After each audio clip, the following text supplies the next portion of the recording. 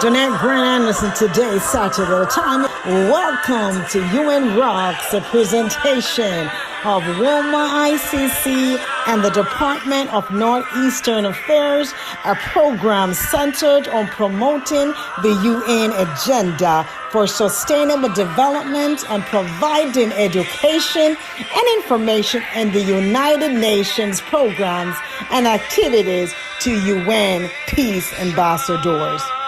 We want to take the UN to the community and bring the community to the UN. We will accomplish this through sharing, open discussion, and interviews, highlighting UN events and delegates' experiences. UN rocks! UN rocks! And we are ready to rock and roll. I am your host, Ambassador Dr. Angela Gracie, and I'd like to take a few moments to just welcome you and to introduce you to my co-host for today. I want to welcome you to the 6th edition of UN Rocks. It's a presentation of WOLMI ICC's Department of Northeastern Affairs and WOLMI ICC TV. We air every first Saturday at 10 a.m. to 12 p.m. on our YouTube channel. So I'm here today with my co-host, Ambassador Dr. Esther Okoye. Would you like to give a short welcome? Yes, welcome everyone. On your title, we welcome you. Thank you all for being with us today. We also welcoming our guest that is online with us. Thank you. And we appreciate your being here. Over to you, and Ms. Gracie. Excellent. And Her Excellency Ambassador Dr. Donette Anderson, who we are really glad to have with us tonight. We thought we were going to miss her, but so glad she is here. Welcome to each and every one. It is indeed a pleasure having everyone here. I'm so excited. I can't wait for the discussion to start. So happy to have each and every one of our listeners, and I'm glad I made it. I almost didn't, as Dr. Gracie said, but to God be the glory, I am here. Amen. Amen. And our fearless leader, Her Excellency Professor Dr. Ada Okika, would you like to give a welcome? Everyone, good evening once again. I'm so excited that everyone is here tonight. Display the importance of being a teacher. And I'm more excited for Dr. Donette, who is also here. But God is on the throne, and I know teaching is ordained from heaven. Thank you. Amen. Amen.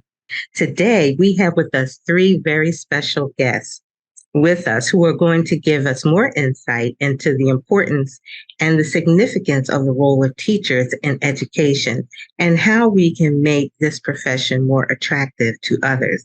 Today, we're giving honor to this noble profession as we celebrate International World Teachers Day. Our theme for today's presentations is the teachers we need for the education we want, the global imperative to reverse the teacher shortage. I have the very distinct pleasure of introducing our first guest, but first, I would like to share with you on the topic of recognition and appreciation. All over the world, there are a wide variety of prizes aimed at rewarding outstanding practices in the teaching profession, ranging from schools to adult and higher education, and covering different fields of study. There are international, regional, and national prizes, such as the UNESCO Hamden Prize for Teacher Development, the Global Teacher Prize, the African Union Continental Teacher Prize, the European Innovative Teaching Award, and many national teacher prizes. This segment aims to discuss the role of teacher prizes as symbols of recognition of the work undertaken by educators, as an essential form of contribution to the improvement of their status within the community, and ultimately as a lever to raising the appeal of the profession. The WOLMI ICC Education Agenda presents critical data on the advancement of quality and inclusive education through development of positive initiatives that could appeal to the interests of teachers or the teaching profession, highlighting teachers' voices on what could be attractive and challenging in the profession. WOLMI ICC admonishes decision makers and experts from the UN Secretary General's high-level panel on the teaching profession to present what they see as the priority actions needed to make the profession more appealing in the years ahead. Right now, we're going to take a short break to share a video, and when we return, I will have the privilege of introducing our first speaker. Well, we're back. The Office of the President and CEO of Cycle International University and Seminary is announcing the Gender Faith 2 Days Executive Education Certificate course on Friday, December 1st and Saturday, December 2nd, 2023 from 10 a.m. to 3 p.m. EST. Registration only $1,000 USD.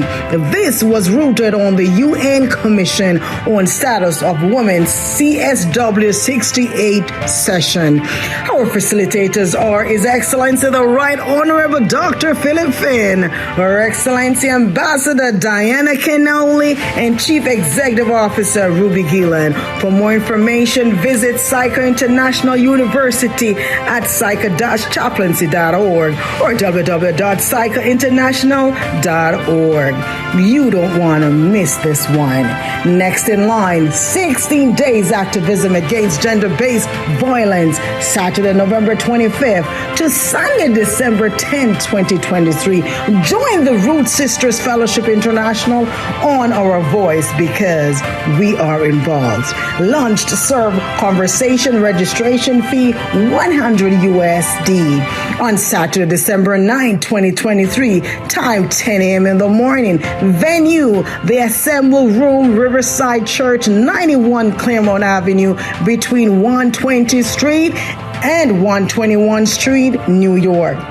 For further information, you can contact the Root Sisters Fellowship International at 646-413-4329. Once again, contact 646-413-4329. You really don't want to miss this event. 16 days activism against gender-based violence. All are invited. Don't miss it. Amen. To keep our community informed and involved.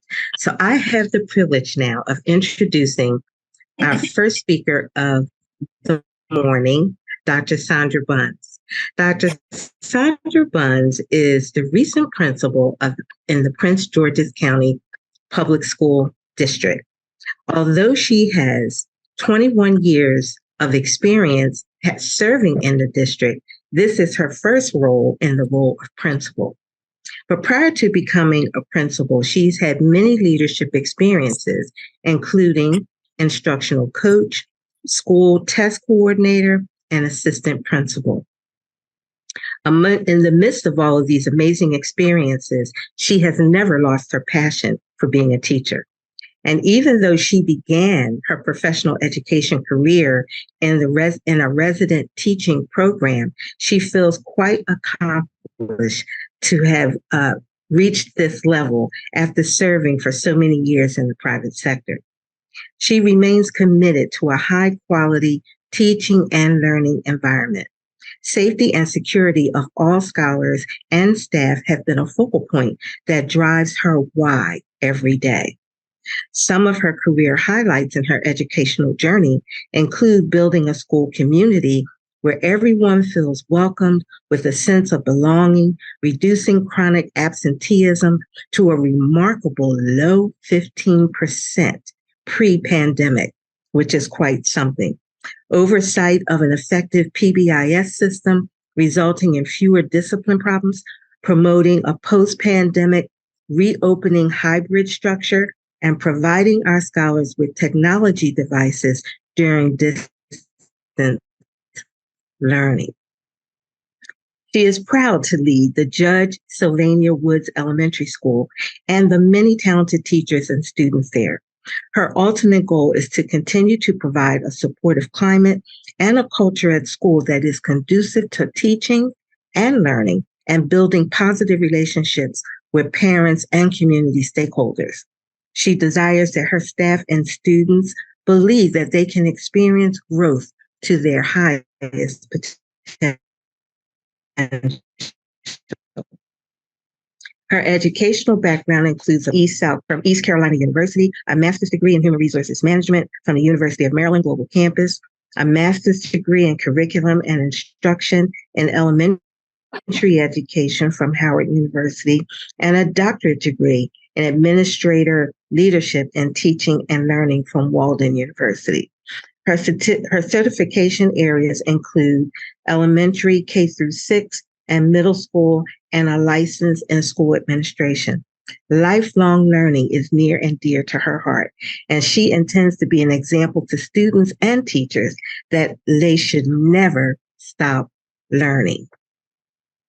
She is a certified life coach of Ignite Your Dreams Life Coaching, LLC. She is very passionate about helping people set their goals and pursue their dreams for transformation. Her areas of expertise include teaching, adult education, college and career, leadership development, mentoring, and coaching. She is married to Dale, a wonderful, hardworking man who loves and values education as much as she does. She is blessed to be the mother of one young adult college student, Bryson, of whom we are all very proud, who is majoring in biological engineering at NC&T State University. They have lived in Bowie, Maryland for 25 years, and as she grew up in the Prince George's County, Maryland area, even though she's really a small town girl from North Carolina. Would you join me in giving a very warm welcome to my dear friend, Dr. Sandra Buns. Dr. Buns, you have the floor. Good evening, everyone, or maybe good morning where some of you might be. I'm hearing good morning, good afternoon, good evening. So I'm just going to say hello, everyone. I am so thankful and grateful for this opportunity tonight here. And I am happy to be able to live up to everything that Minister Angela Gracie just spoke about. So I want to share with you most of my perspective here that I will share with you centers around my journey. So as you heard her speak about the various opportunities, the various positions I've held in Prince George's County Public Schools, they didn't start in the traditional way. So let me just share with you about my perspective in education and my lived experiences. So education, of course, we all know is one of those frequently discussed topics that everyone probably end up talking about around the dinner table. Christmas, Thanksgiving, 4th of July, any holiday, family members and friends come together, they find themselves talking about education, one of those world topics, one of those challenging areas facing so many problems that we try to solve. So tonight, I want to be able to give how I feel and my opinions around where we are with education, a global challenge, nationally, locally, any way that you look at it. So these topics, this one topic in particular, when I'm with my family, we're always talking about why do we have such a teacher shortage? Why do we have the problem of school security? Why do we have teachers who teach 1 year, 2 years, and then quit? On the other hand, you have teachers in the system 35, 40 years, and they retire with the passion and still come back and be a substitute teacher. So let me share with you people close to me in education. For myself, my personal journey, I am now a principal. I started out in 2003 as a long-term substitute teacher. I advanced to getting my master's degree at Howard University in a resident teacher program. That is an alternative certification program, something that Prince George's County started 22 years ago in 2003 when I became a teacher. So I didn't do the regular education degree. I am a resident teacher product. So to see where I have come in my journey, I'm very proud of it. I'm able to mentor and coach teachers because I share the testimony.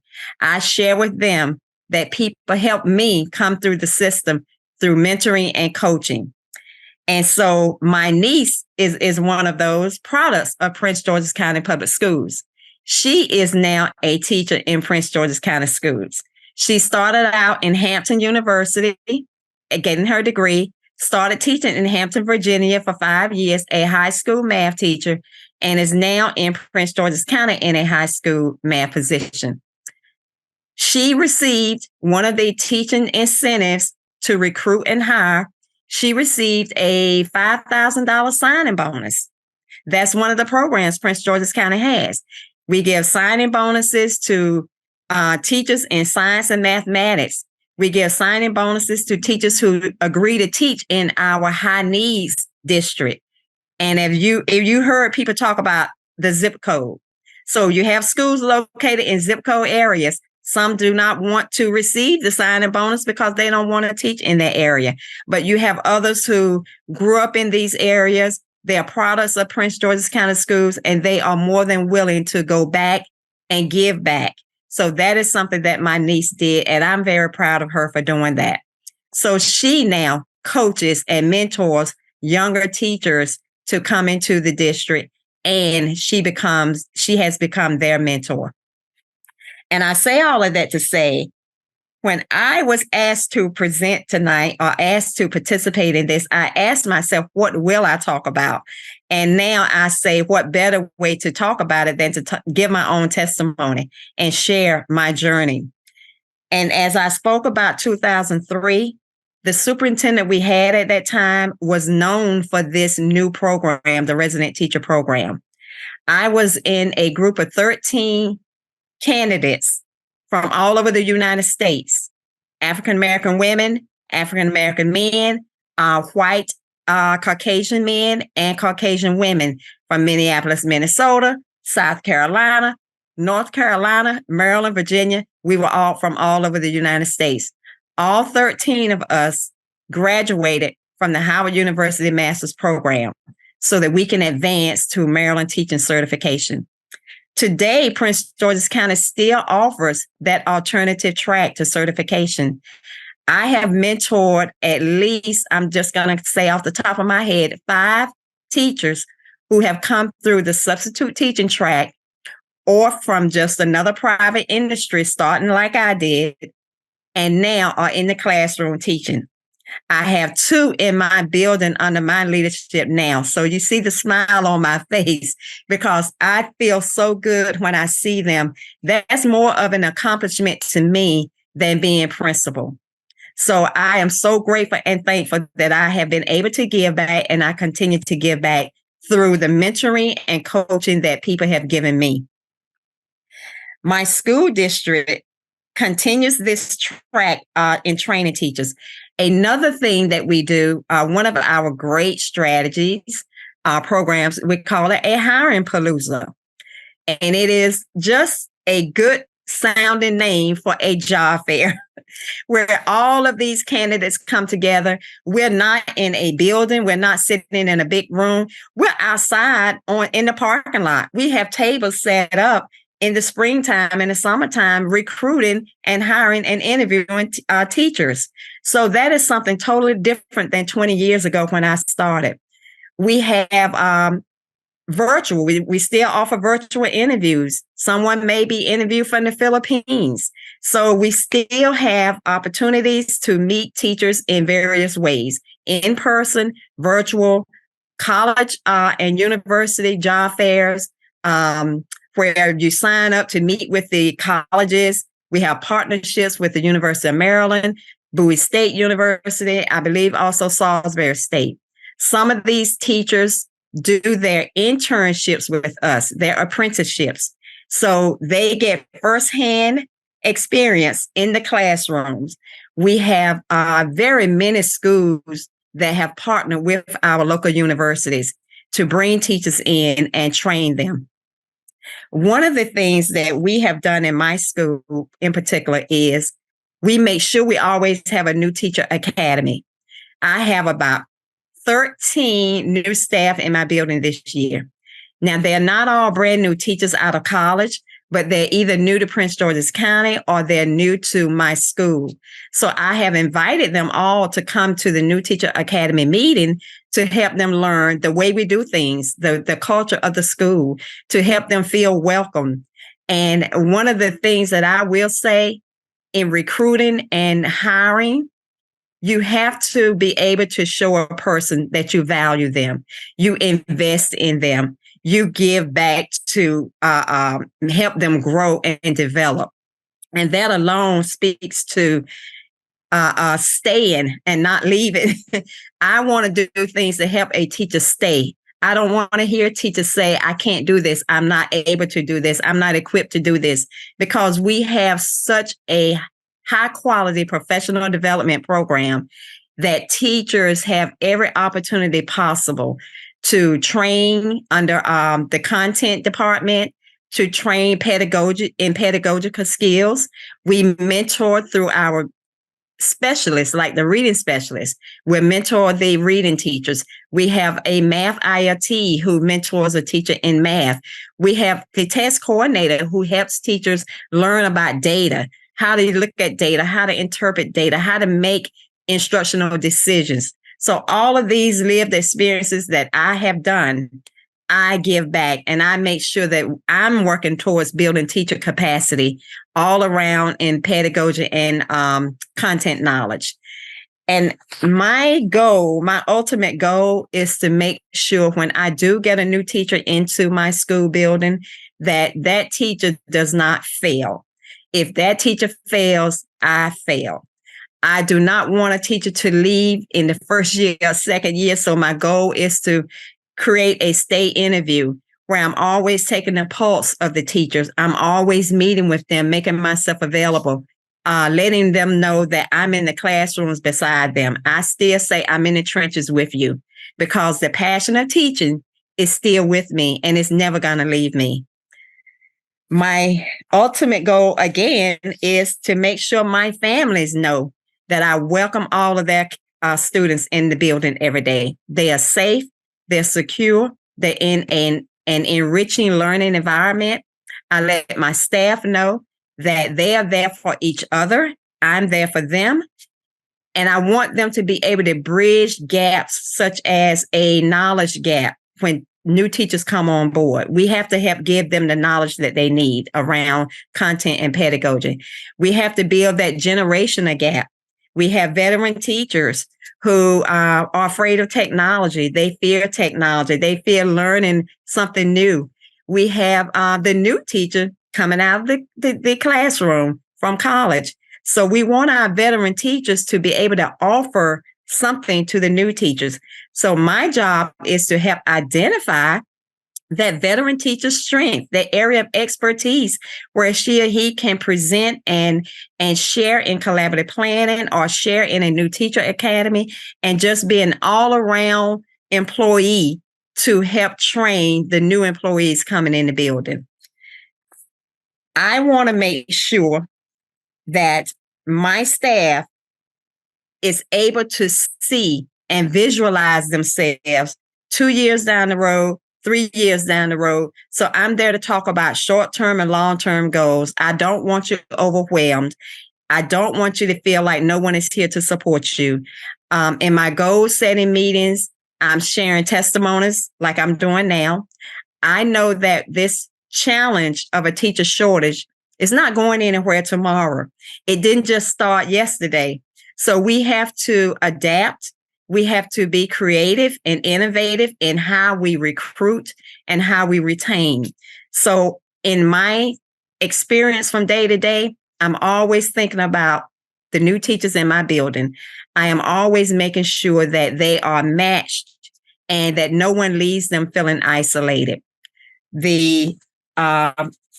In conclusion, I will say that I have felt successful in the area of grooming and training new teachers, because so many of them write me back now in email or Facebook, social media, and say they are grateful for what I've done for them.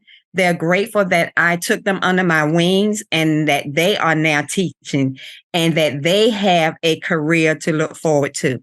So those same people are doing the same thing and giving back. We have so many ways that we can value teachers. And we have so many ways that teachers they just want to be valued. They want to be heard. They want to be seen. They want the students to respect them. And we have to make sure that social and emotional learning techniques and strategies are in place. Teachers want support. Teachers need emotional support. Mental health is so critical with adults and children today. And that is what we have to be facing today, figuring out ways to meet everyone's needs, not just the student need, but the teacher need. And last but not least, Prince George's County school system and all the school districts must create ways to help us offer higher salaries, to help us with the union negotiations, to make sure teachers have support in their classrooms, to make sure they have planning time. So as a principal in my building, I know what's important. What was important to me, I know what's important to the teachers. And so I would end by saying that, as you can see, my journey has included many shifts that led me to this seat principalship. Being a principal from a long-term substitute has definitely been a long-term goal of mine. The fact that it took me 21 years to reach this goal gave me so much time to learn, so much time to develop, and that I am ready for it now. There is so much work to do each day, and I enter and leave my school building feeling the same passion that I felt years ago each day. This is who I am, shaped by all of my lived experiences and everyone's path that I have crossed through my years in education. I hope I have provided a perspective or different perspectives tonight in where I have come from in my journey, and to talk about where we are with the national shortage and our local shortage. We have to just be creative and innovative in reaching teachers who want to be in our school buildings to give our children the education that they need. Thank you. Oh my. Wow. Thank you. Thank you so very much, Dr. Sandra Buns, for that excellent presentation. We gleaned so much from what you shared. And I really liked the sign-in bonus piece. That was really, I'm sure that's a very attractive way to attract teachers. The alternative tracks, the teachers, we don't have to enter by the same way that we used to from years ago. Exactly. The resident teaching and the mentoring program. Oh, those are huge, huge, huge, because teachers don't want to feel isolated and left alone to their own devices. Exactly. So thank you so much for offering those strategies. We gleaned so many nuggets from that. Thank you so very much. Thank you. Okay, well, we are going to take a brief break. And when we return, the floor will be with Ambassador Dr. Esther Okoye, who will have the floor, and she's going to talk to us about teaching in hardship, bringing teachers to every learner. Well, we're back. The Office of the President and CEO of Cycle International University and Seminary is announcing the Gender Faith 2 Days Executive Education Certificate course on Friday, December 1st and Saturday, December 2nd, 2023 from 10 a.m. to 3 p.m. EST. Registration only $1,000 USD. This was rooted on the UN Commission on Status of Women CSW 68 session. Our facilitators are His Excellency the Right Honorable Dr. Philip Finn, Her Excellency Ambassador Diana Kenoli, and Chief Executive Officer Ruby Gillen. For more information, visit Psycho International University at psycho-chaplaincy.org or www.psychointernational.org. You don't want to miss this one. Next in line, 16 Days Activism Against Gender-Based Violence, Saturday, November 25th to Sunday, December 10, 2023. Join the Root Sisters Fellowship International on our voice because we are involved. Lunch to serve conversation registration fee $100 USD. On Saturday, December 9, 2023, time 10 a.m. in the morning. Venue, the Assemble Room, Riverside Church, 91 Claremont Avenue, between 120th Street and 121 Street, New York. For further information, you can contact the Root Sisters Fellowship International at 646-413-4329. Once again, contact 646-413-4329. You really don't want to miss this event. 16 days activism against gender-based violence. All are invited. Don't miss it. Hello, and welcome back to UN Rocks.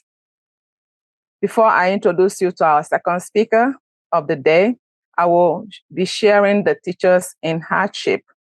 Bringing teachers to every learner will explore the unique challenges of maintaining the appeal of the profession in emergency contexts.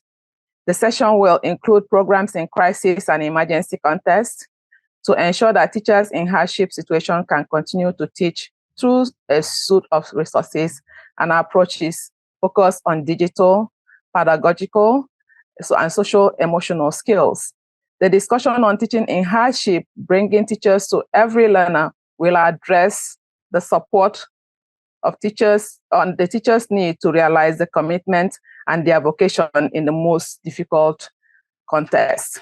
And now I have the distinct pleasure to introduce our second speaker of the day, Ms. Temitope Fasoya. Ms. Fasoya is a dedicated and dynamic school administrator, a bridge builder, a licensed special educator with experience instructing, supervising, and mentoring teachers, clinicians, college students, and administrative staff. She's a passionate and effective educator who believes that all children and adults can learn and thrive in an environment that is stimulating, nurturing, and appropriate to their unique talents and abilities. Ms. Fasoya is a leader with proven ability to synthesize information, problem solve, take initiative, and set priorities, and handle multiple projects in a fast-paced environment. She's a director who can be self-motivated, exercise good judgment, works independently or collaboratively in a work setting.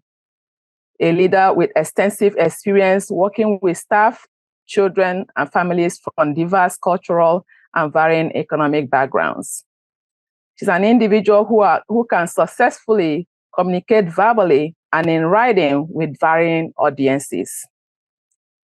She's a leader who is familiar with a variety of research practices to assist in defining an instructional approach to support curriculum. A leader who's proficient in Microsoft Suite, Adobe Acrobat, various internet programs, and the creation of databases. We are so glad to have you, Ms. Fasoya. You have the floor. Okay. Oh, I'm coming off of mute. Thank you so much, Dr. Okoye. It is a pleasure, a delight to be here this evening in such great company. Dr. Sandra Burns, thank you so much for opening, because my heart is warmed. You've brought back memories to me that I haven't thought on for so long, and everything that you've touched upon. In my 29 years as an educator, administrator, mentor, advisor, change agent, everyone in this room is a change agent because we're educators. We have activated minds. And these minds will go on to activate others in the fields that they go into. Education is near and dear to my heart. I'm going to take a little bit of a chapter. I had something prepared, but again, you inspired me, Dr. Buns. So I do need to share that I am a product of public school education here in New York City, which is where I reside. And as a child of immigrant parents. I'm first generation born here in America. My parents are from Nigeria. The youngest of four. I have to put that in because it does matter. The youngest of four children. That upon starting kindergarten, I remember walking into this room where maybe a few children looked like me. The teachers definitely did not look like me. That did not matter to me. That was not an issue to me. I'm a lifelong learner. I love to learn. I will find a way to learn. It doesn't matter who is in my environment. If there is a means to a way, I will learn. I was the child who read the Encyclopedia Britannica like it was a novel. I read the dictionary like it was a story. That was the type of child that I was.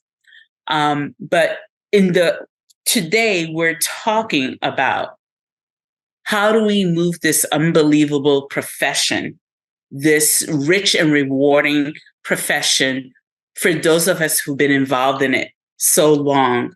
We're passionate souls. So using the story of being a product of the New York City public schools, I never would have imagined as the child who came home one day and said to my parent, I'm going to be a teacher within my first week of kindergarten. And I remember my mom, who was very practical, looked at me and said, okay. And that was it. Okay, you want to be a teacher? And we talked about that through the 22 years it took for me to be a licensed teacher. And I chose the profession in education as a special educator, just because I saw learning difference all the time. And as a child, I could not understand discriminatory practices towards children or adults who did not learn the same way as everybody else. And it really created this energy in me to want to be an educator that could sort of bridge that gap in learning practices and really encouraging, emboldening, inspiring, providing that social emotional support, although I did not know it was that at the time when we were discussing or learning about this matter, to really help people move along in the world and feel that they belonged. Belonging is a crucial part of our humanity, and belonging is especially crucial for our educators. They need to feel they belong, that they matter. So let's move into some of the points, some of the things that I have here, because I could talk about the profession of being an educator for quite a while. But I do want to just also throw a caveat in there about my educational timeline. So I started out, my undergrad degree was in child study, actually, and I had a minor in speech communication. But that child study degree is how I came about with my special education license. And at the time when I went through my studies, which was in the early 1990s, when I looked to get my master's, I was encouraged by St. Joseph's College, which is now St. Joseph's University, to not really go into a master's program straight for special education again, because their foundational program and the fact that I was getting a license in both general and special education and had a minor in speech communication, that I might want to look into other areas that I felt that might be impactful in my career. And one of the things that I did is that I went to Teachers College and I got my master's in student personnel administration, which is part of the higher education administration program.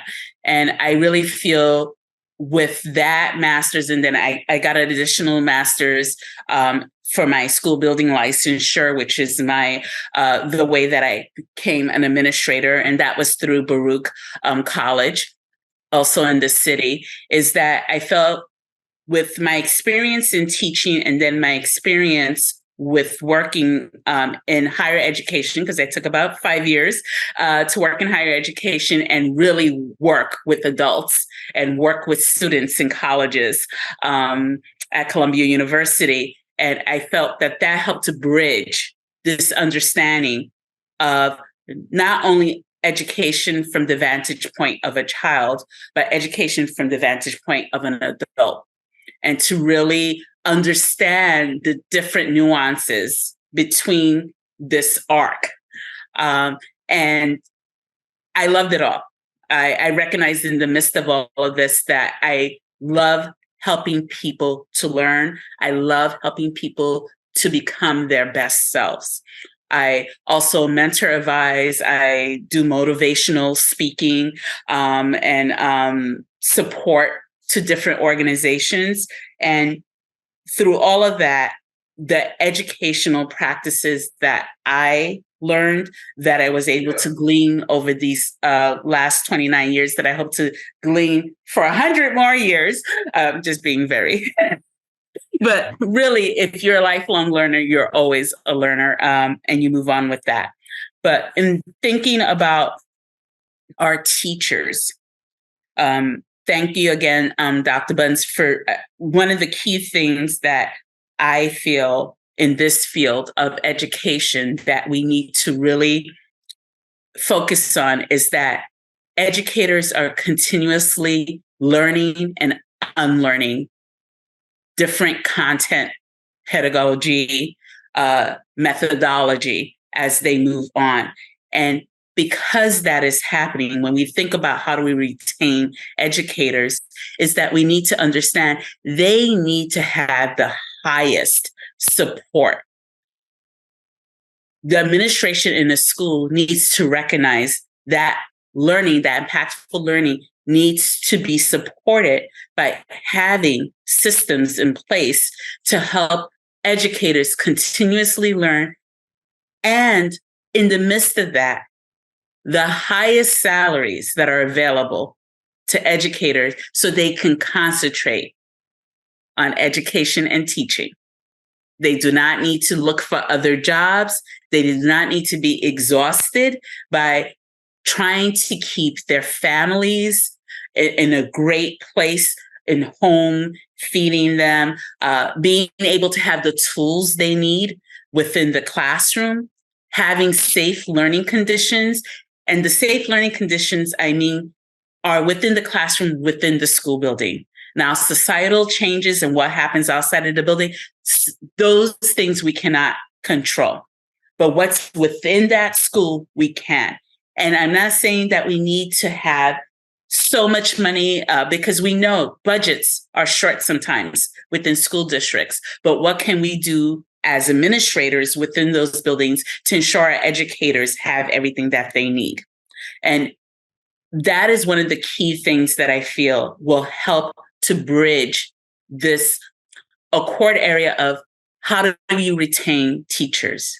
Teachers need to know that they matter. They need to know that they have safe environments that they can go to within their building and feel safe throughout the day. And we know there are things happening in our world that have made teachers feel worried and maybe anticipate that they are not safe in their buildings. So if we can do that as administrators, I feel we're going to be able to keep our teachers in a best way. The other area that I feel that is very important as we look at our teachers, and Dr. Buns touched upon this, is the mentorship. Mentorship does not stop at the beginning of your teaching career. Mentorship is important throughout your teaching career, because mentorship will help you as an educator be able to think about where else do you want to go in your own education to support students, to think about student theories in a very dynamic and different way than you have. Mentorship will also allow you, as I discussed before, to feel like you belong and you matter.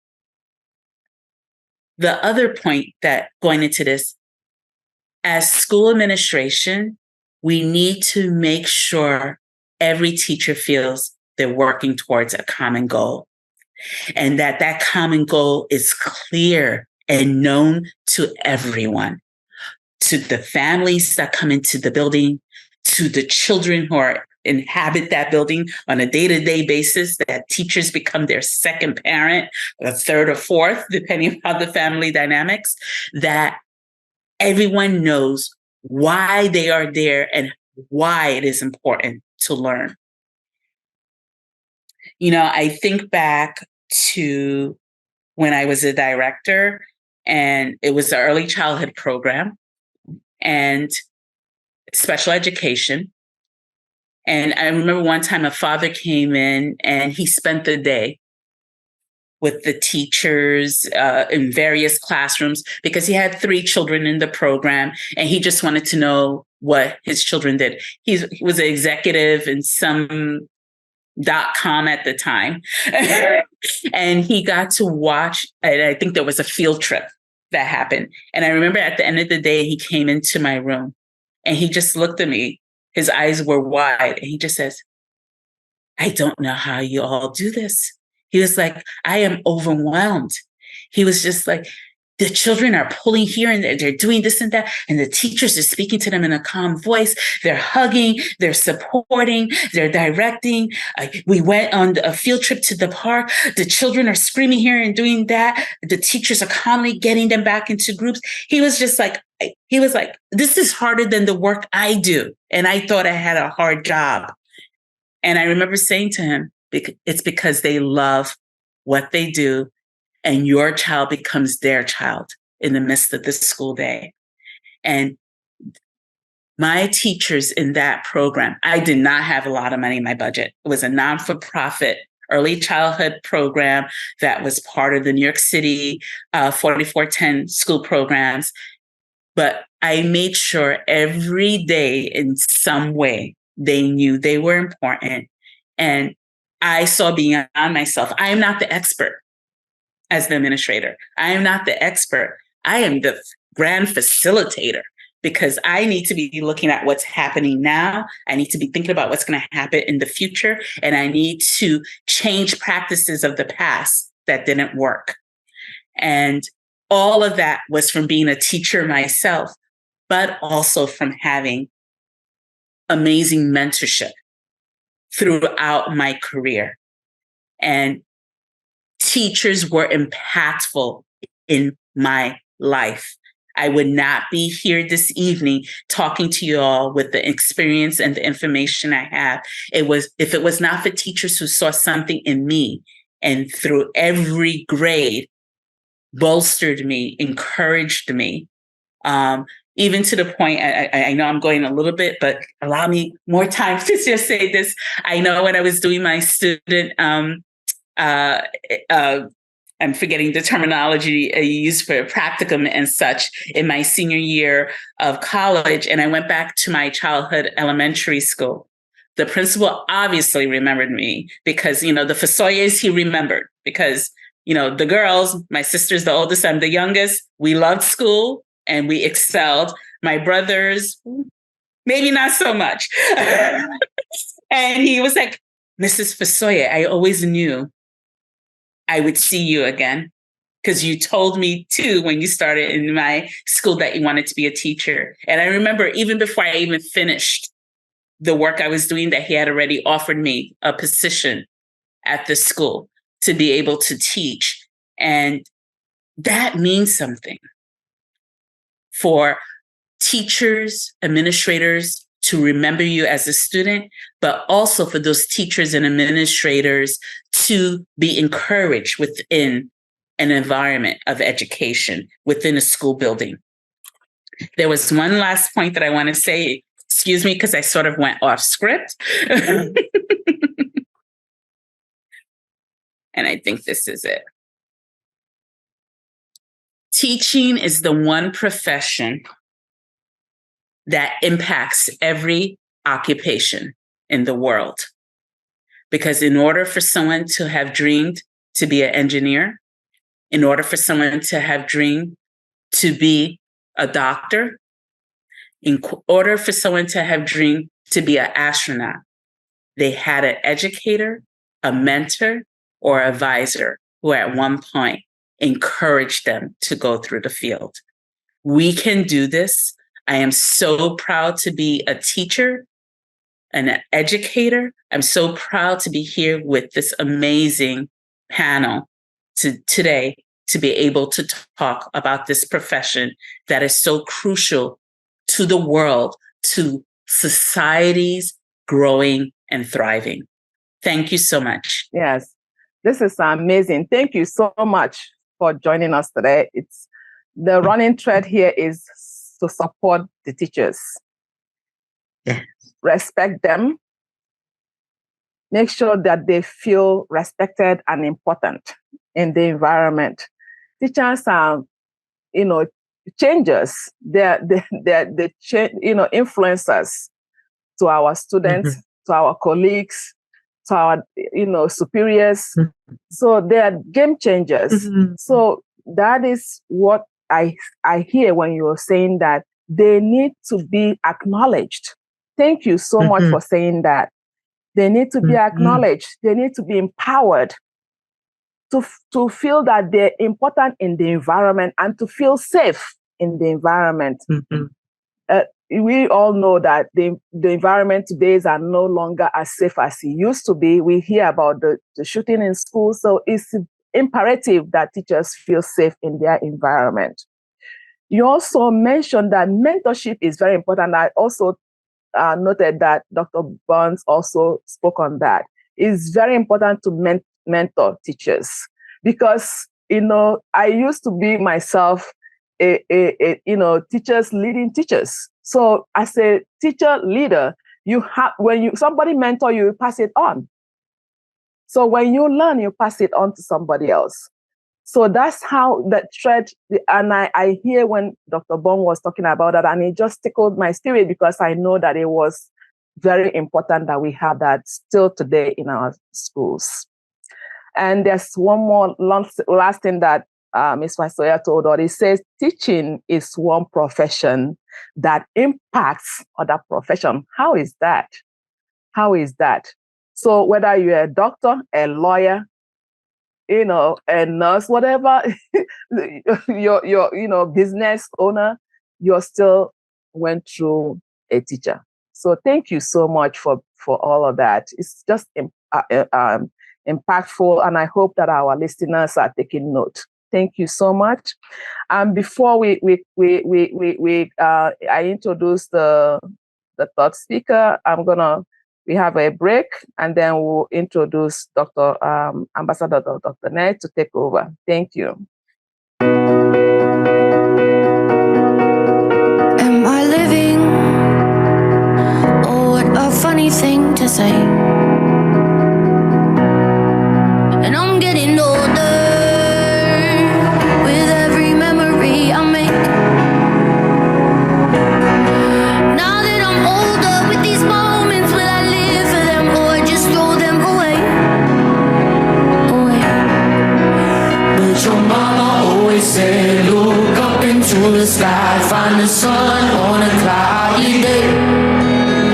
But your mama always said, look up into the sky, find the sun on a cloudy day, on a cloudy day.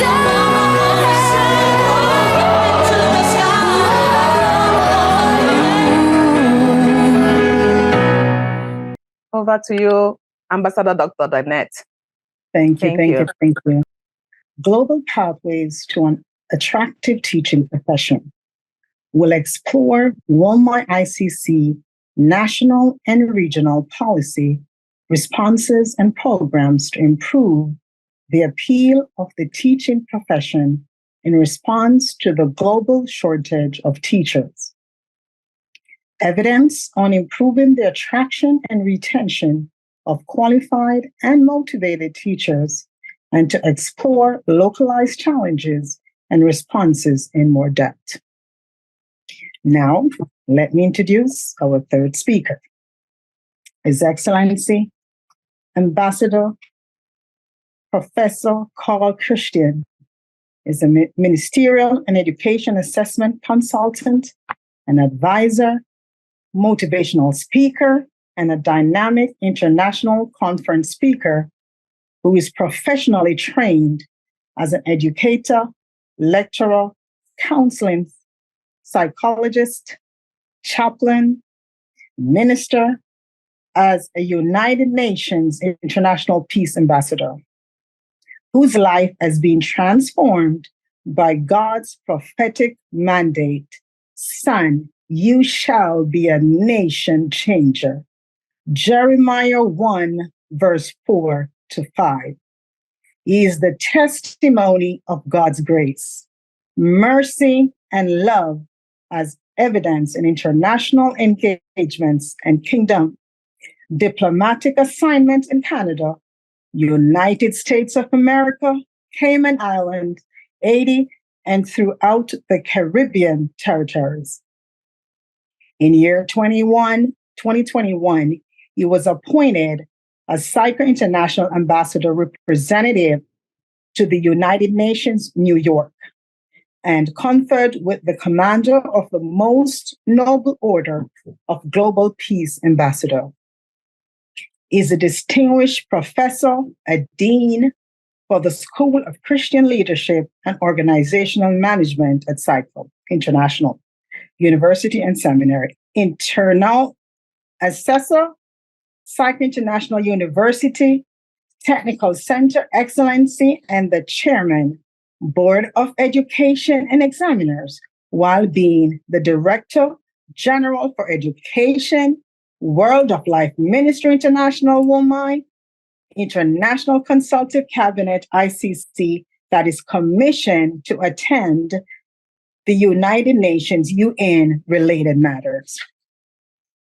He is a facilitator for selected initiatives and that focus on empowering individuals to embrace their God-specific assignment to impact their local and the nations in leadership ministry, gifts, biblical counseling, entrepreneurship, and education.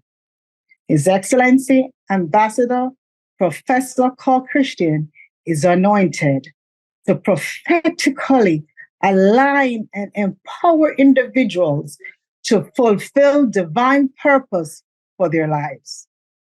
He has been exposed to expert training in education, leadership, administration, finance, project management, Christian psychology, chaplaincy, ministry, and diplomacy, and holds earned an honorary doctorate and master's degree from numbers of universities.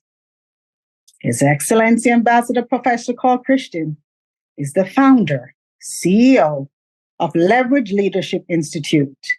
He has had national impact in the capacity of chairman, National Resolution Committee, and president of one of the Jamaica Teachers Parish Operations, and as chairman of the board of directors for the non-governmental organization Vision Makers World Reach, TA Youth Enhancement Service, a recipient of the Prime Minister of Jamaica Organization Service Award. He has received numerous international awards.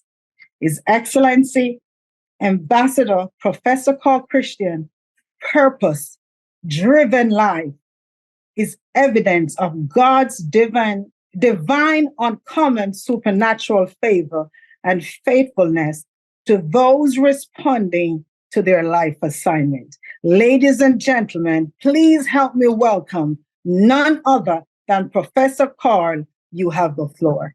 Take it away. Mm-hmm. Thank you very much, most distinguished.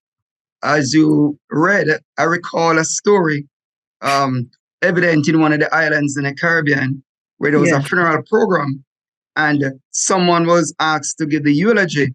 Of course, the person was from the community, imported, like how I'm imported into this uncommon UN rock symposium and TV presentation.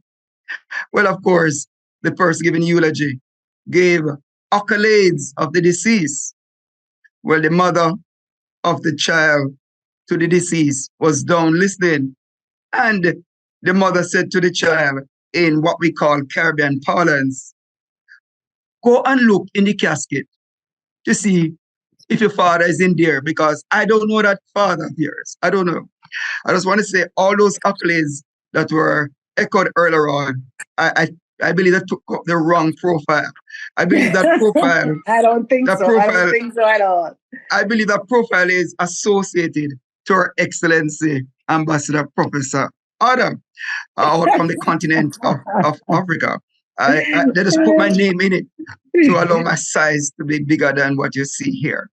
But I just want to say commendation to the pioneers of this uncommon Kairos presentation and also facility towards education proneness. I was quite moved and inspired by all the presenters thus far. And I just can imagine those that will talk after I speak. Hopefully I can speak on to my size, which you can see is not long. I want to commend the other excellency and the distinguished panelists and those who may be listening through the other medium of information. I want to first commend again Her Excellency Ambassador Professor, whether she's the right honorable or left honorable, one thing sure is that is wanting to hear about this distinguished ambassador. But when you meet her, you're really connecting to another continent of the world, which has not been labeled thus far. So I just want to commend her and her team and the person who facilitated my entry on this platform.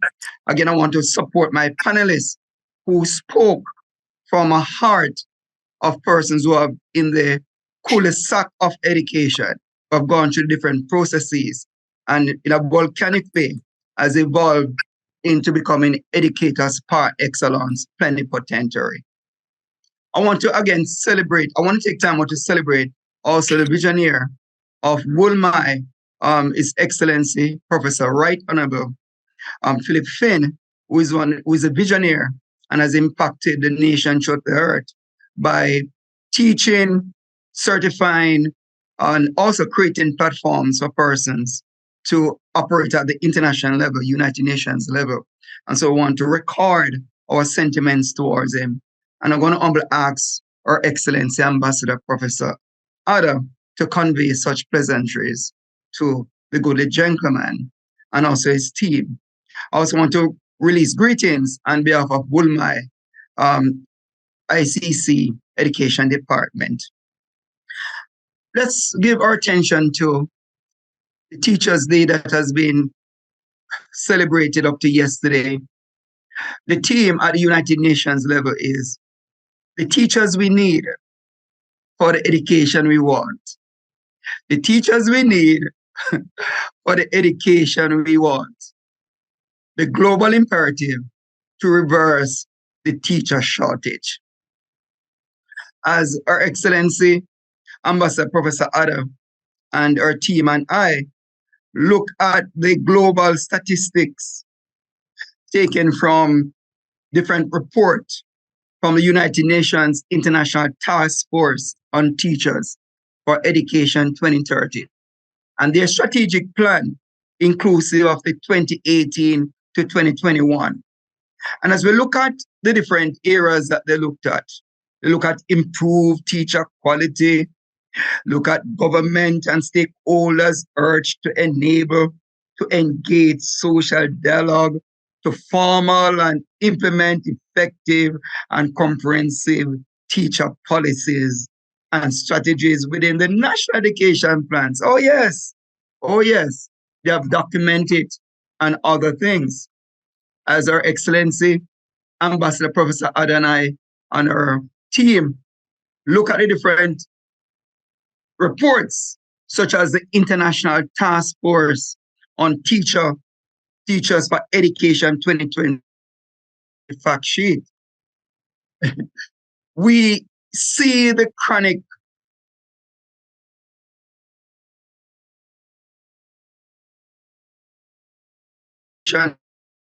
of teacher attrition globally. Dilemma we're in.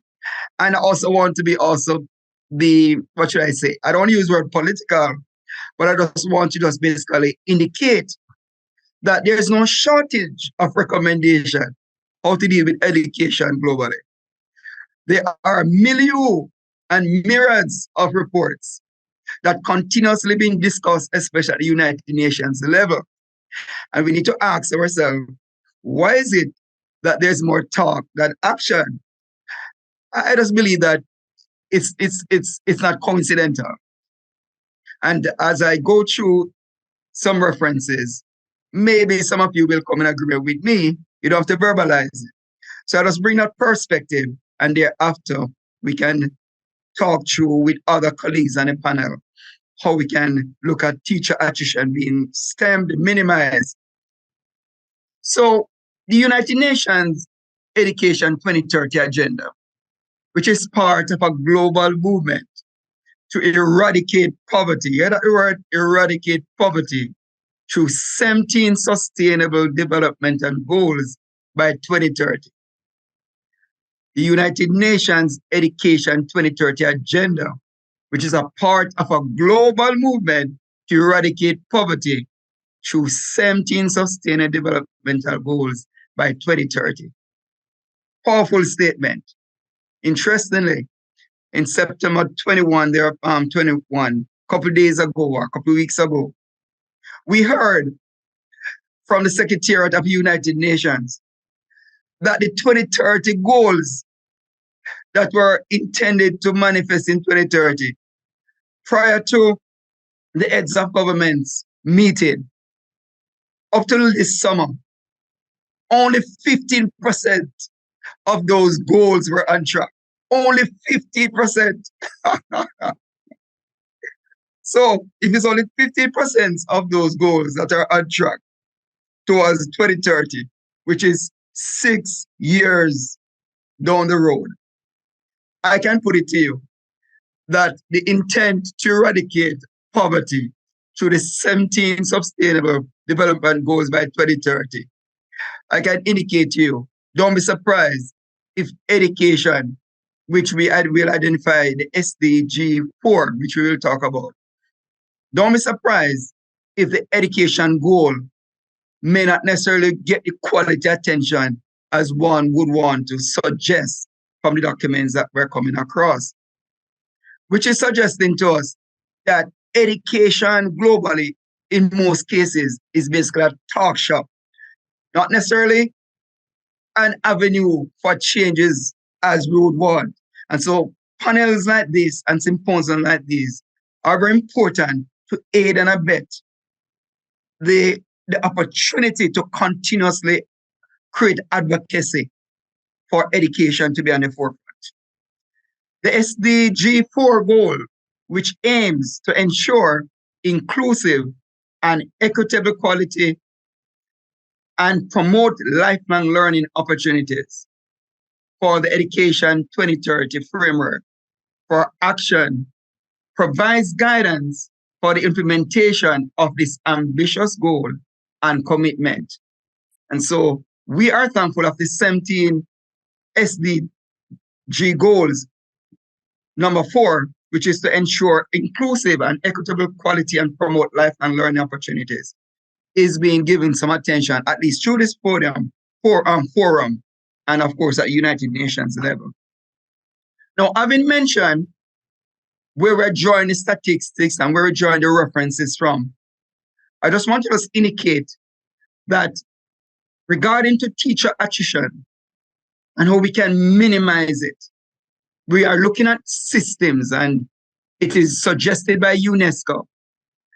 UNESCO Institute of Statistics indicates that systems aiming for teachers to work longer careers of 30 or more years would need to maintain consistent attrition rates well below 5%. Let's make that statement one more time. Systems aiming. So if we want to minimize attrition globally, then systems are need to be in place aim for teachers to work longer careers of 30 or more years.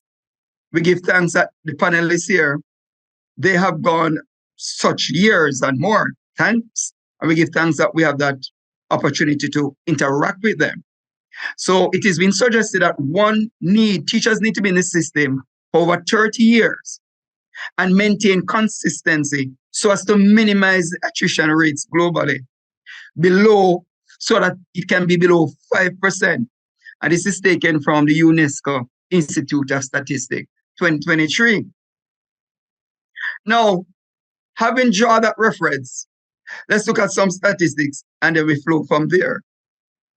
Now, we're discovered that the teacher attrition data between 2012 and 2022 comes from about 79 countries pertaining to primary education. For secondary education, we were able to get information from about 44 countries. And for upper secondary education, they got information and data from about 48 countries. Now, the United Nations member states and member countries, as you know, is just below 200. So if you're able to capture only 79 countries for the primary level, attrition data for the secondary, lower secondary for only 44, which means that that percentage is just a quarter of the member countries of the United Nations. And then the upper secondary, which is 48, which is around 25% thereabout. Well, we can recognize now that the data that we're using to respond to education is not being captured by the majority of the countries throughout the nations that are sovereign, which means that we're not necessarily having the true picture. And oftentimes, the education system and infrastructure is below what is recorded.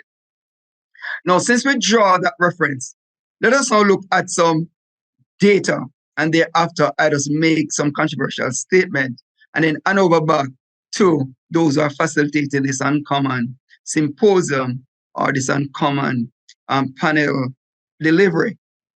Now, globally, 44 million additional teachers are needed, and they need to be recruited so that universal primary and secondary education by 2030, which can be 1 in 3 or 50 million, especially in the African environment, or African countries.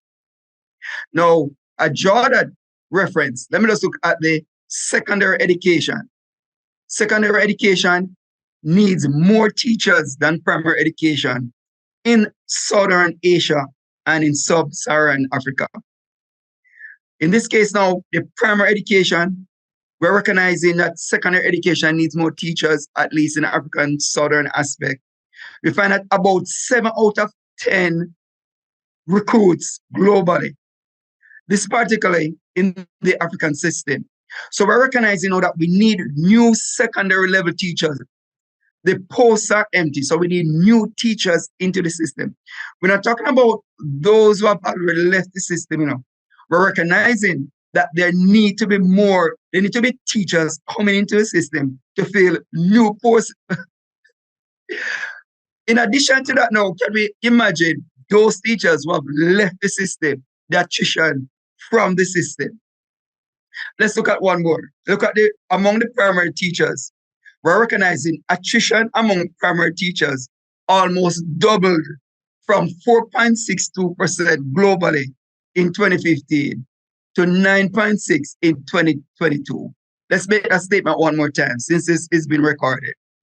Attrition among primary teachers. If there are primary teachers who attend to our infant children, and almost doubles, the attrition rate almost doubled from 4.62% globally in 2015. And by 7 years' time, it reached 9.06 in 2022. So can you imagine even the impact of the COVID-19, how these statistics are even more chronic than what is being identified here. Now, since I've drawn these just for conversation and for reference and to create a macro perspective, I'm not going to be controversial as we look at the team that was mentioned earlier on. The teachers we need for the education we want. The global imperative to reverse the teacher shortage.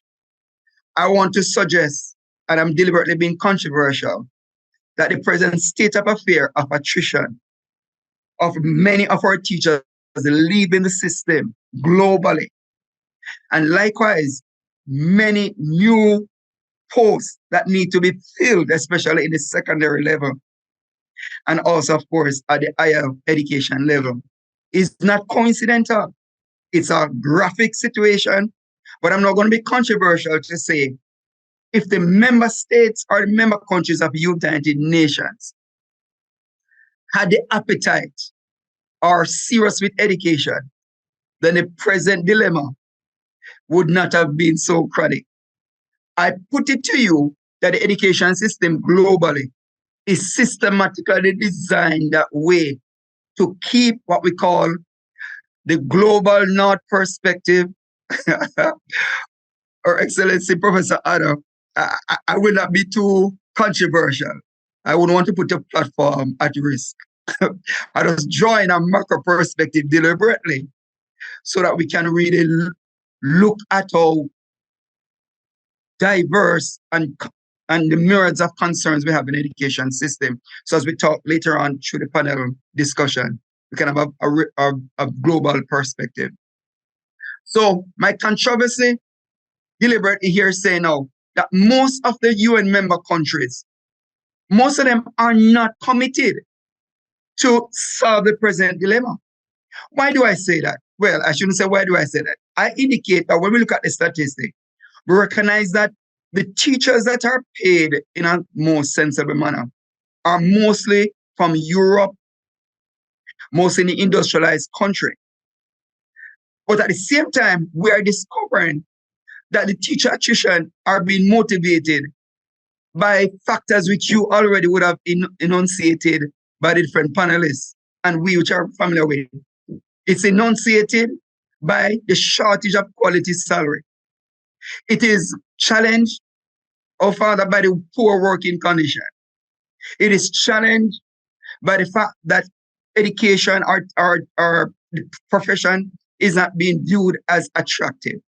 It is challenged by what we call gender inequality, where we find that in education system, dependent, of course, where we're looking at, but in most cases, it is a more female-oriented in some jurisdictions. It's more female-oriented, while in our jurisdiction, you find that some female don't have access to be teaching.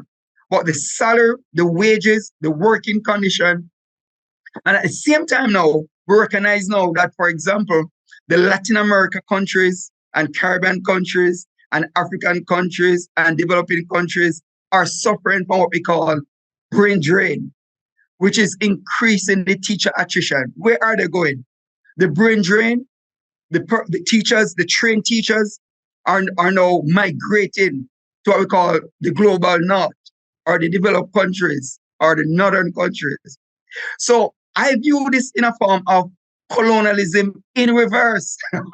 Oh, I so stop. I had to be controversial because at this level, if we're not careful, we're going to keep repeating, I recommend that government and stakeholders must work together. We recommend that the salary should be increased. But all these recommendations have been heard over and over. Why is it there's not the will of governments, of most governments, to attend to it? I put it to you, more likely it could be a structured plan by the globalists of this season and of this era. It could be a structured plan to keep classism, whereby you don't necessarily have the middle income group anymore. You have the upper, you have the elitists, and also the second tier will be domes at the lower tier. Where I'm from the islands, what we have discovered, we have recently earlier this year in one of the islands, whereby teachers' salary were increased by 4%, single digit, 4%. That was before tax was taken out. So can you imagine when tax is taken out? it therefore means there's a possibility that there was no pay increase. Couple of weeks after, the government of the day raised the parliamentarian salaries by over 200%. Over 200%.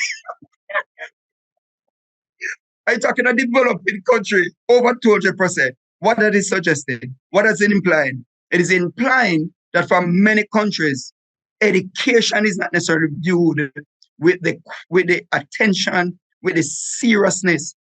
And the fact that it's been perpetuating year after year, decades after decades, I become controversial from my professor perspective to indicate that who knows if this is a global intention. Amidst all the talking, amidst all the report at UN, the International Task Force on Teachers Education, amidst all the report, oh Father, glory to God. I'm in a preaching. Her Excellency Ambassador, Professor Adam, I'm coming out soon. Amidst all these reports that keep coming in year after year, when we listen to the speeches by the heads of governments of different countries, the majority of them, especially from the global south, keep complaining that the die is loaded, keep complaining that the economics, the leadership structure is not responding to the needs of this country. Likewise, I put it in this forum, and the other panelists will find this quite interesting. I put it that there's a possibility that that in some cases, the teacher attrition in some jurisdiction is not coincidental.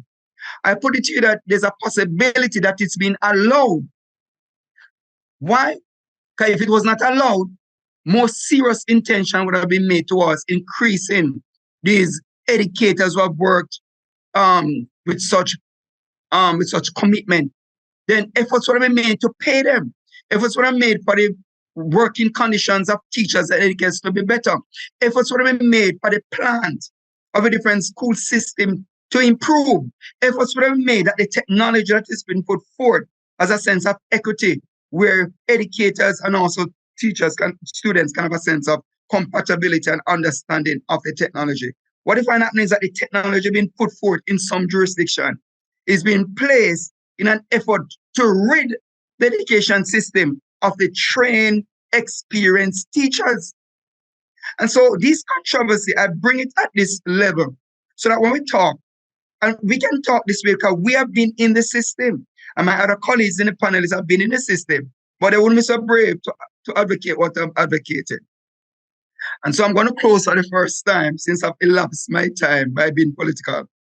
I'm going to close for the first time to indicate and to suggest that teachers are being driven away from the system, the attrition level.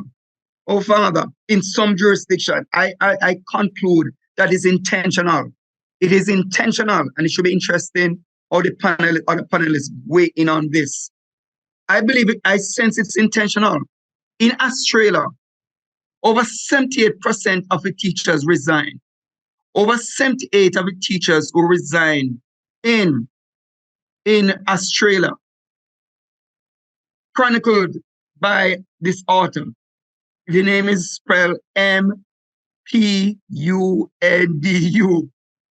et al. 2023.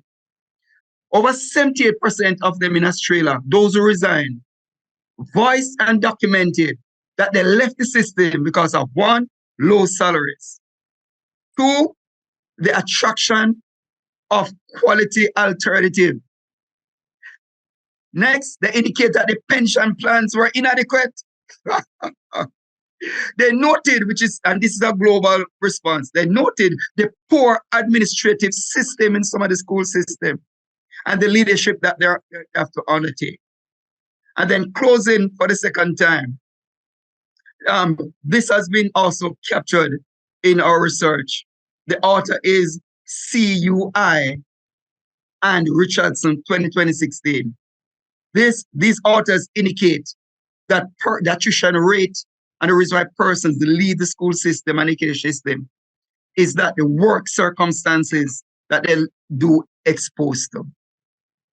Having drawn a global perspective, having reference a domicile perspective, as we spoke about in the present school system earlier in the latter statement, I put it to this panel that the team attrition, the team that was mentioned from the United Nations for Teachers Day, we need the teachers we need for the education we want. And I've not even touched the technological input as much as I could have. The teachers we need for the education we want, the global imperative to reverse the teacher shortage.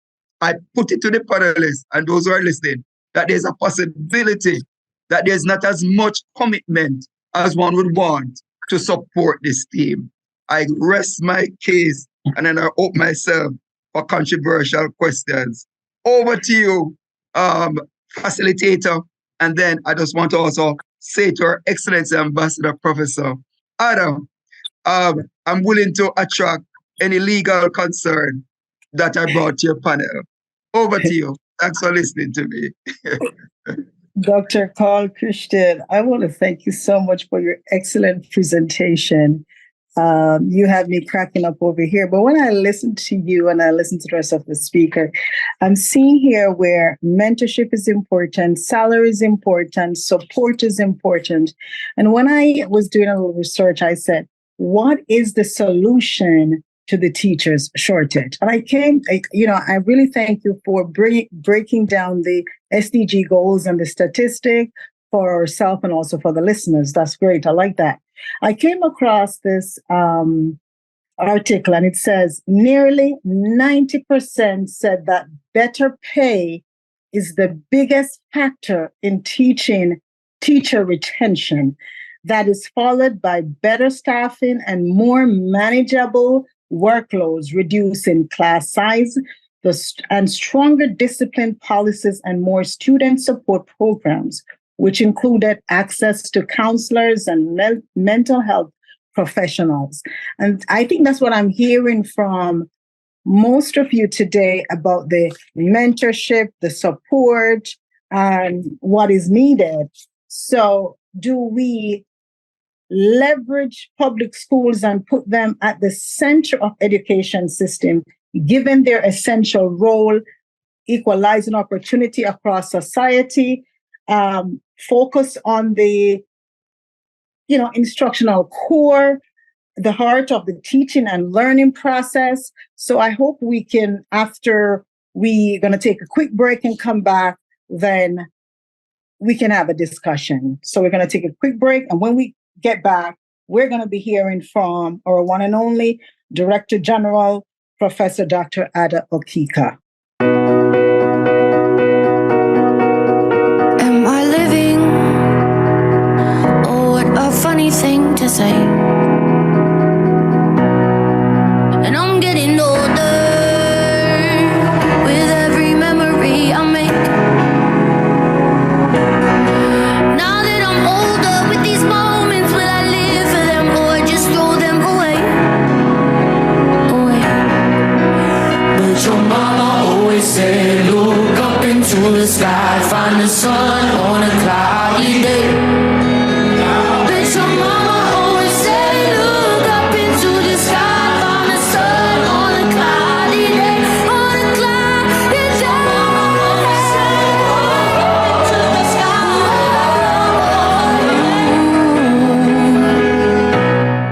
I hope you guys really like that video. I thought it was so fantastic. It would be really great to have our speakers chime in and give final remarks. Just share from what you've heard this evening. So why don't we go back and start with Dr. Buns and just to hear some of her thoughts and takeaways from today. Well, good evening again. And wow, I mean, from Professor Carl Christian just now, I'm blown away by some of the numbers, the data that he shared, especially when he was speaking about the attrition, and why teachers the controversial topic that he shared about teachers being forced out, or it was intentional, or it is intentional when secondary teachers and other teachers leave the profession. But just overall and in general tonight, I'm intrigued, and so it's been so insightful to hear from Dr. Fasoyi and all of you speaking tonight about the theme around, what type of teachers do we need to educate, to give us the education we want. So when we think about all of that, and then to try to come up with the common thread that we've heard tonight, and think of a solution to this big problem, like I started out saying earlier, for 20 years now that I've been in the system, I know we are still facing this teacher shortage. When I came in, it was such a highlight, a teacher shortage. It is now such a teacher shortage, even more so. So you often wonder, well, how do we solve this big problem? Is it the educational department, the U.S. Department of Education, or an international department, the global systems? On our level, speaking back to what Dr. Fasoyi said earlier, we know what we need in our school buildings, and we know what's in our control inside our school buildings. So for me tonight, I am walking away with that as solidified in my mind, being a first year principal. I have to really concern myself about what I can control within the walls of my building. That's going to make the teachers feel safe, make them feel valued, and our students who come to us each and every day, and let our parents know that we are all there for them. As we said, we are their parents for 7 to 8 hours. We are their first, second, and third parent. So I will walk away from this tonight to say, whenever we come up with a world solution, whether it be higher salaries or more planning time, or maybe even a 4-day work week. I didn't hear anything like that tonight. I just don't know. But I am very intrigued by everything I heard tonight, and am walking away with some takeaways that will help me be a better leader in my building and in my district. Thank you very much, Dr. Buns, for your comments. Dr. Fasoyi, did we lose her? Hello? Chime in. Hi. Chime in. So, Professor Carl Christian, boy, there are a lot of thoughts to your piece there. Thank you so much for delving into every single area that you delved into. Looking at the statistics, they've also discussed just within the last decade, the dramatic demise of people going into the teaching profession. And, there could be a variety of reasons to look at that piece as to what's happening. But I live on hope. I live on belief through God's grace. And for every action that someone is trying to stop something, there are the people out there who are putting in projects to change or spin the negative aspect to positive. And I know, I was just reading the other day that in California, they're going to be putting in communities where teachers live to help with this mentorship, with the sense of belonging for the teachers who go out into the same schools, so that they sort of have a home life, school life, where they're always going to be supported. And the housing it's going to be free. So now think about that in the midst of maybe the salaries can be great, but when you don't have to pay for your housing, that's really going to impact where you can go with your life. And then, we do have programs and private programs that have come about where they pay teachers more than a living wage, so that this way they could be impactful in the work that they do, and they can have ongoing, not only mentorship, but learning, but during the school day, but the school day is longer, right? They're in 7:30, they're out at 4:30, and they're getting paid $125,000 a year. And, if you think about, I won't even share my starting salary as an educator 29 years ago. And this can make an impact in that learning and that, ability to sustain being in the education field. But you have piqued my interest to read some more about some of the information you've shared, because, statistics can be manipulated at times. But however, the information you have shared shows a very strong line of concern.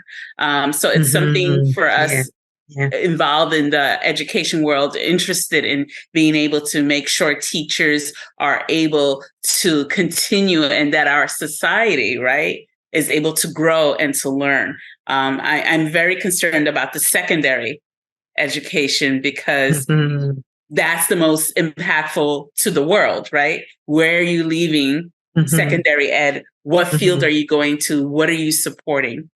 I start thinking of books and literature that sort of have dystopian ideas and thoughts. But I'll leave it there. But this has been a phenomenal panel, wonderful thoughts and points made this evening. Thank you. Thank you so much. Thank you so much for sharing your comments.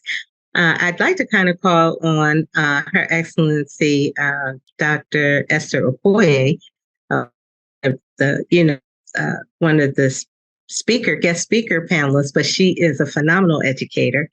And I know that she has some really significant thoughts to contribute to the conversation.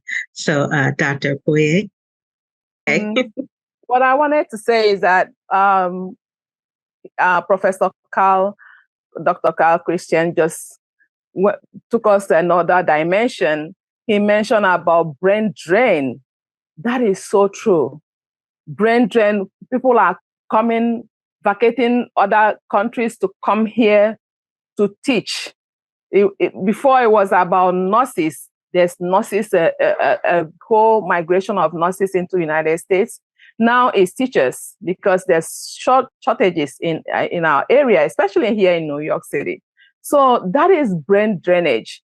If it doesn't affect anybody, it affects countries from where they're coming. It affects students that are being taught in that country. And that is a very important topic that he raised there. And it might not affect us here in New York City because we don't see the impact, even though we still need teachers here. But other countries, especially, I don't want to use the word third world country, but, other countries where the teachers are coming, they're losing them in masses. And one of the reasons for that is low salary, no increase for years. You can be a senior teacher and still in that same salary. Meanwhile, the cost of living is going up. So nobody even thinks about that. There's one thing that he mentioned. He said that the teacher's salary was increased 4%, but the members of the government has 200% increase. Come on now, what is that? There's no balance. So we really have to start looking at these things. It's so unfortunate, because what he said is that is it intentional? Is it intentional? What is really going on? I just wanted to comment on one of the things that Dr. Christian said when he said about, is it intentional? I thought the exact same thing, Dr. Carl, like, is this some kind of systemic, global systemic conspiracy? Because we understand sometimes when there's a change in the balance of power, certain things don't happen for a reason. Certain things have to stay. If you change a certain dynamic on the world stage or in one sector of society, it can upset the balance of power in other areas, right? Someone made the comment tonight, I think it was Ms. Lasoy, who said that teaching is the one profession that affects every other sphere of society. And so it makes you wonder that if things aren't changing there, is it not changing for a reason to keep a certain balance, right? In the world economy, in political circles, economically, because I mean, teaching and education plays a very real role even in our economy. Amen. So I'm absolutely with him there. I absolutely believe that in some areas of the world, and I'm not pointing fingers or whatever, but and like he said, in certain territories, in certain places, there is profit, whether it's financial profit or or power or some kind of political gain or whatever, to be had for keeping certain situations the way they are. I have the same train of thought about the cure for cancer, and different other areas. Like, you wonder why, certain spheres of our society are the way they are, and they never change over the years, no matter how much research is done. You have to wonder, is there a specific agenda, a strategic agenda towards that? So I absolutely am with him on that.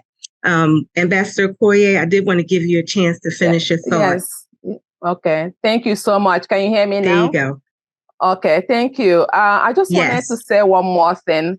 I was referring to other countries, but meanwhile, within the United States, we have issues. When I started teaching, I was told that I can get a job very easily if I teach in Title I schools, which is, those schools where nobody wants to go. Miss Dr. Bond talks about it. So I started in a Title I school, and after 5 years of teaching there, I transferred, but you have to be there for 5 years. So I was teaching there for 5 good years before I was able to transfer to a different school. So why is that Title I? Why is that still this state? This is 2023, okay? I started in 2002. So why are we still to have Title I schools today? Okay, that's a question for another day. So, but thank you so much, and thank you for the panelists. Over to you, Dr. Gracie. Hey, thank you. Dr. Carl, did you want to give us any final remarks before we move on? Thank you very much, Madam Facilitator. I'm so thankful that I've got so many votes.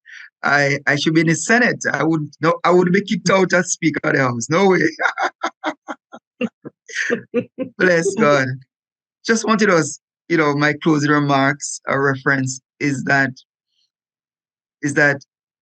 upon reflection of being a teacher, globally, most teachers just want to get the opportunity to teach and to practice the ART of the profession. So in most cases, the heart of the teacher is that they just want to be given opportunity, the environment, the necessarily material support system to enjoy teaching. Yes, just enjoy teaching. In most cases, the system sometimes allows us caught up in the nuances which we never sign up for. But in most cases, the heart of a teacher, especially from the ground zero level and the entry level coming through the system, is one just want to enjoy teaching. Why? Because the prime client is really the student. And oftentimes the student achievement is I wouldn't say reflective, but it signal what can be adjusted and what variable can be looked at. So that is really the key. And I just want to share that. So having said that, I just want to indicate that we basically need to just take hold of our power bases. Each panelist has a power base. And the heart of a teacher, the heart of an educator is how can he or she uses his or her power base to then manifest his or her perspective of education his or her conviction or scope of education? And how can the clients, the teachers, how can the student, and by extension, the stakeholders, become the better with the interaction? And so I take comfort in that we just have to continue to advocate for the teacher to get access to the environment, the support system, and for policy alignment to be such that the teacher can enjoy teaching. And I honestly believe that is what we've been robbed of. That's why the teacher attrition level is so high. We could look at other things that are not obvious. The curriculum that we're given to teach. Oftentimes, the curriculum we are now given to teach in this day and age is not concurrent to the curriculum that we were used in the early days. The curriculum that we're now being told to teach, in most cases, is contrary to our conviction, contrary to our value system. So how can many of us as teachers in this day and age be comfortable teaching this curriculum that which most time is colored? And I won't go too much into that. That aid teacher attrition. And then I mentioned earlier on about the global north and the global south.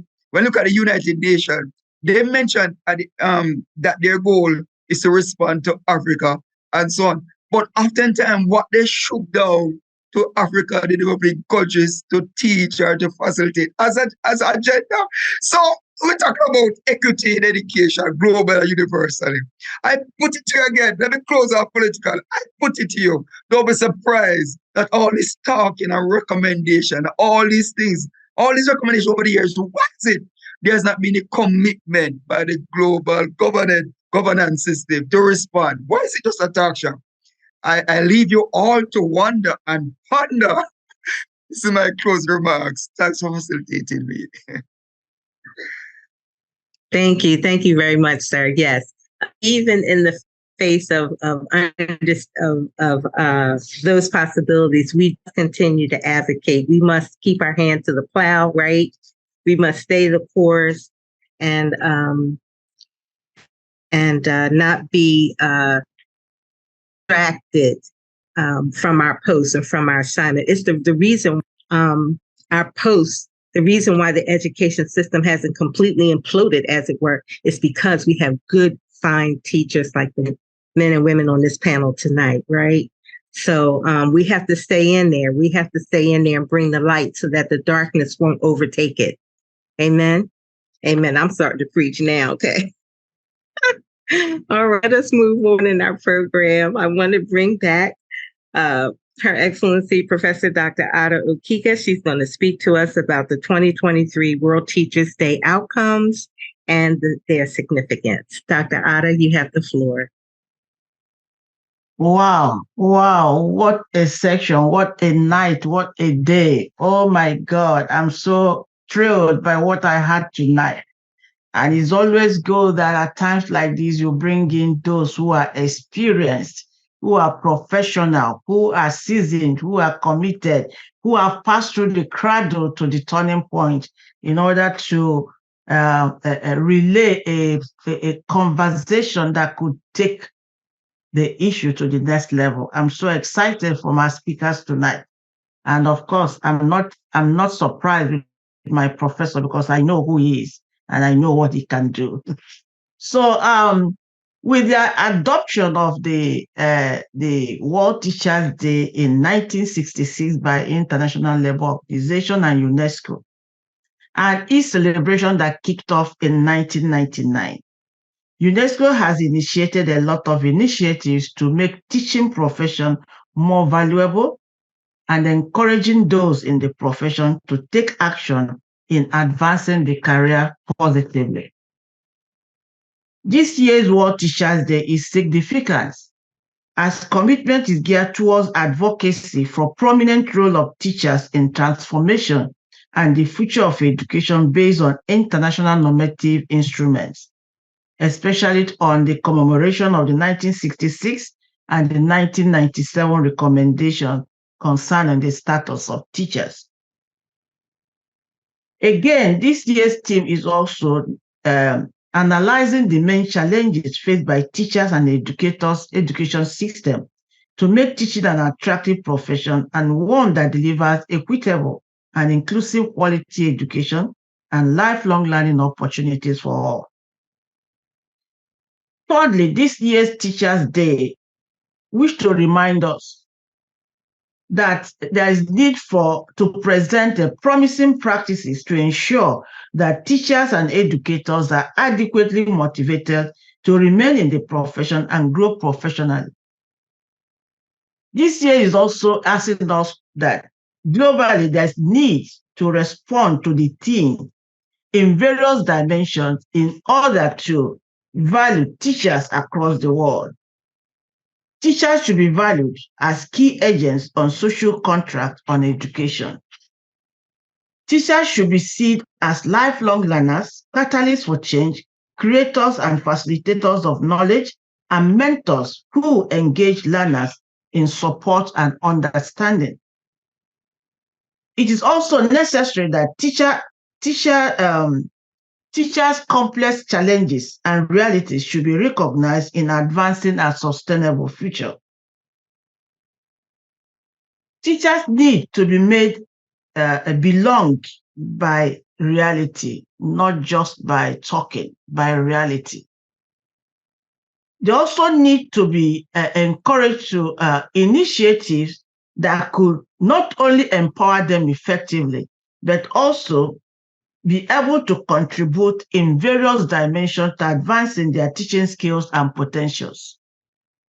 It's not just advancing them. I thank God that Professor mentioned 4% salary increase and 200% salary into other careers.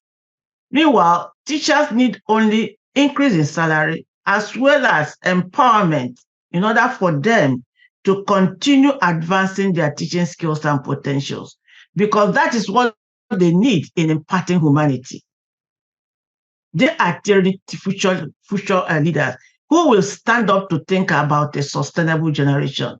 So more efforts are needed in order to empower them. Teachers are crucial in achieving the 17 Sustainable Development Goals and the 169 target. All of them are all done by teachers across the world. And if the teachers are not empowered effectively, now we are not doing anything. The UN ROC's mission is to take the UN to the community and community to the UN. In most of our efforts to educate on sustainable development goals, we found out that in schools, most schools, 99% of schools we touch don't know anything about sustainable development goals, and not to talk of 169 targets. So teachers need to be fully equipped, not just on the curriculum equipment or empowerment, but all inclusive. The Sustainable Development Goal 4, as Professor Carl mentioned, is quality and inclusive education for lifelong learning.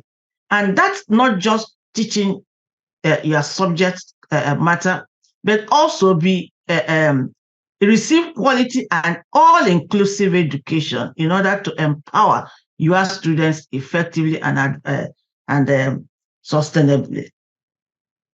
As someone who runs a private school education in Nigeria since 1999, appreciating teachers is hard, but is a necessity. Why? Because you wouldn't know how far your instrument of appreciation has gone in their emotional being. However, teaching is very important. Teachers are important to every curriculum, for every step, for every development, every aspect of the school. No matter how they feel about your item or your weapon or your strategy of appreciation. Most importantly, I have a stage where a staff was a year where salary was increased to people in my school. A teacher was angrily bitter that she was not increased. And what was the criteria that she was not? She was just a new teacher. And you cannot just increase her salary when you put that on a current scale. And at the same time, after just 1 month, you also promote. When there are teachers who have been 3 years without promotion. So no matter what efforts you try to advance, teachers still feel you cannot quantify the level of your appreciation skills in their emotional being. This was to be noted. However, teachers are needed. motivation is very necessary. Teaching professions requires total rebranding. There must be global imperative to reverse teacher shortage. Population of school year age is speedily increasing, yet teachers are not increasing. UNESCO, the Director General of UNESCO yesterday mentioned that on World Teachers Day, we celebrate teachers' critical role and great importance in reversing the global teachers shortage. We recall upon countries to ensure that teaching is transformed everywhere into a more attractive and valued profession where teachers are valued, trusted, and adequately supported to meet the needs of every learner. She noted that bold action must be taken, not just talking, bold action, bold steps, bold strategies must be taken if we are to reverse the current decline and successfully increase teachers' numbers. Furthermore, advancing from what UNESCO said, the Department of Northeastern Affairs, based on the outcome from this discussion, especially with the Director General of Education Department of ICC, we are positing that to further the conversation, we need to advance the discussion further with a wider conversation on pH balancing of teaching profession for sustainable development. I thank you. Thank you so very much, Ada, for that presentation. That was excellent, and it just brought everything that we talked about tonight to full circle. And so we're going to take a brief break, and when we come back, we'll have our final segment of the day with Dr. Danette Anderson, I believe. Today, on World Teachers Day, we appreciate and celebrate the critical role of teachers in transforming our world through molding our children and young people. Today, more than ever before, our world is in need of great shifts and transformations in order to achieve our sustainable development goals by 2030. One of the shifts that is urgently needed is the reorientation of our education system to prepare our young generation for our 21st century opportunities and challenges. The noble profession of teaching is key in ensuring that learners have the knowledge, the skills, the caliber, and the character they need to take responsibility for themselves, for others, and for the planet. As part of the Transforming Education Summit process in 2022, Eswatini committed to ensuring it was on track to meet SDG 4 targets by 2030 and is commendably already making good progress in the digital platform learning space, thanks to the government, our teachers, and all stakeholders. Therefore, as we mark the World Teachers Day, we celebrate, appreciate, and cheer every teacher for their invaluable contribution to the molding of our children, our young people, and our future. So, to our teachers, siyabonga kakhulu. Welcome back. We have been gaining powerful insights into the field of education with respect to our immediate need for qualified teachers for the future of our children. I hope you enjoy the information presented today by our panel of experts and that you are inspired to get involved in your community to make a difference.